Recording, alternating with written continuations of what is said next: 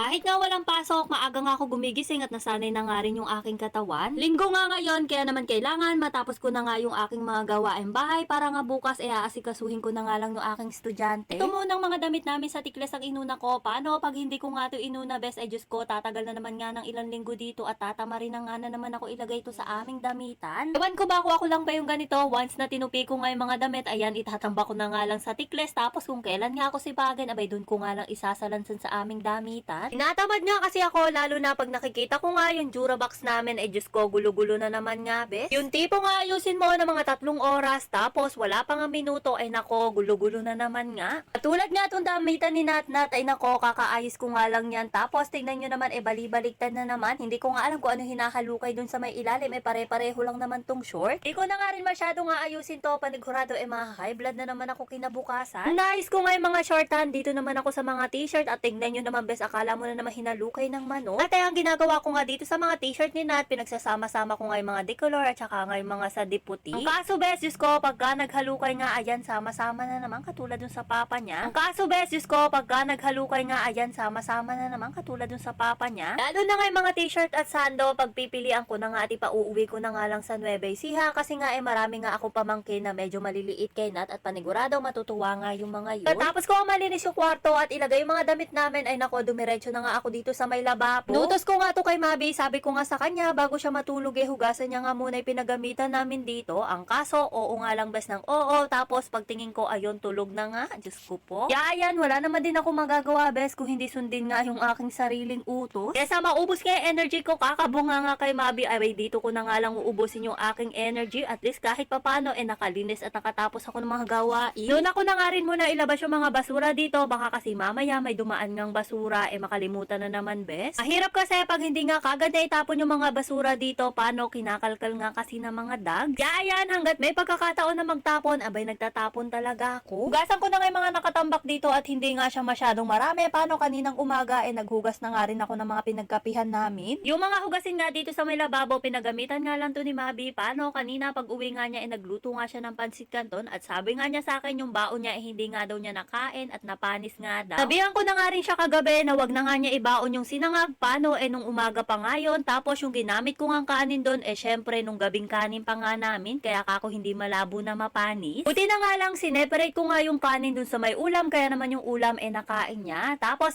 pagkatapos ko nga maghugas ng mga pinggan dito at maglinis sa may lababo, naghanda na nga rin ako ng aming tanghalian. Sumaglit nga lang ako sa talipapa para nga bumili ng tokwa at 50 pesos nga ibinili ko. Tapos hinati ko nga lang sa dalawa at ayan, nilagyan ko nga lang, bes, ng harina, cornstarch at konting asin. Bali, ganun nga lang ginawa ko, ipinrito ko hanggang sa matapos ako. Tapos etong sauce naman yung gagawin natin, bes. Yung sauce na gagamitin ko nga dito sa may tokwa, etong ang ginagawa ko, bes, kapag ka nagtitinda ako ng manok, at eto nga yung soy garlic. Sobrang dali nga lang gawin na to, bes, at yung mga sangkap na gagamitin natin dito sa soy garlic, makikita mo nga lang sa bahay. Nag-isa nga lang ako dito ng bawang, tapos ayan, naglagay ng 2 sandok ng toyo, at syempre 2 kutsara na nga rin ng asukal. Nandyan na rin ako dito ng oyster sauce, paminta, at konting paprika at garlic powder. Lahating tubig ng baso, pagkatapos pinakuluan ko nga lang ng 5 minutes para yung asukal mag-melt nga siya, at pagkatapos ilalagay na nga yung ating tokwa. Kung hindi nyo pa nga natatry yung ganitong luto sa tokwa, ako, bes, sabi ko sa'yo, itry nyo na at i-level up nyo na nga rin yung inyong tokwa. Sobrang sarap at higit sa lahat, hindi ka nga gagastos ng malaki dito, bes. Hindi mo nga rin nakakalain na pwede mo palang gawin to sa tokwa.